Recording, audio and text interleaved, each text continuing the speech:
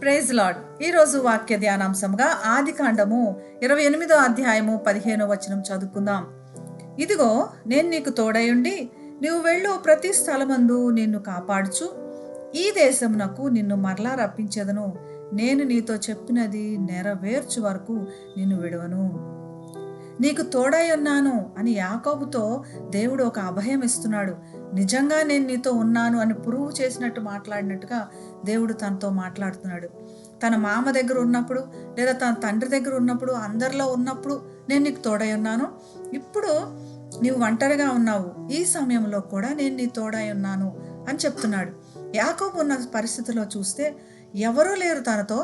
ఒక కఠినమైన రాయిని మాత్రము తన తలగడిగా పెట్టుకొని నిద్రపోవాల్సిన పరిస్థితి. అంత కఠినమైన పరిస్థితిలో నుంచి దేవుని ప్రత్యక్షత యాకోబు కనపడింది. నేను నీ తోడై ఉన్నాను అని మరి ఒకసారి దేవుడు యాకోబు గుర్తు చేస్తున్నాడు.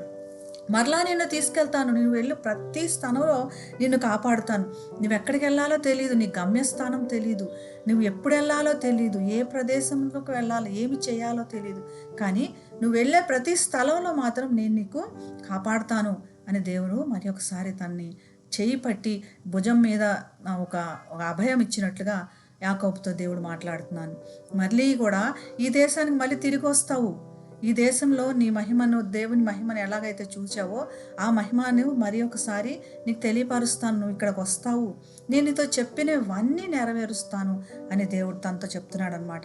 యాకోబు దేవుడిని వెతకలేదు, కానీ దేవుడు తన్ను వెతికి పట్టుకొని తన ఆశీర్వాదానికి కారణంగా ఉంచాడు. కాబట్టి నేను నీతో చెప్పాను, అన్నీ నెరవేరుస్తాను, నీకు తోడై ఉంటాను, నిన్ను కాపాడుతానని దేవుడు మనతో ఈరోజు మాట్లాడుతున్నాడు. కాబట్టి ఈ వాగ్దానము మనం సొంతం చేసుకోవాలి.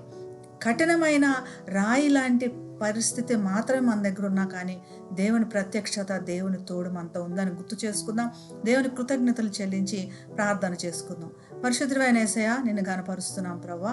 మరి దిక్కుతోచని పరిస్థితిలో, భయం కలిగిన పరిస్థితిలో, ఎక్కడికి వెళ్ళాలో తెలియని పరిస్థితిలో ఉన్నాం ప్రభువా.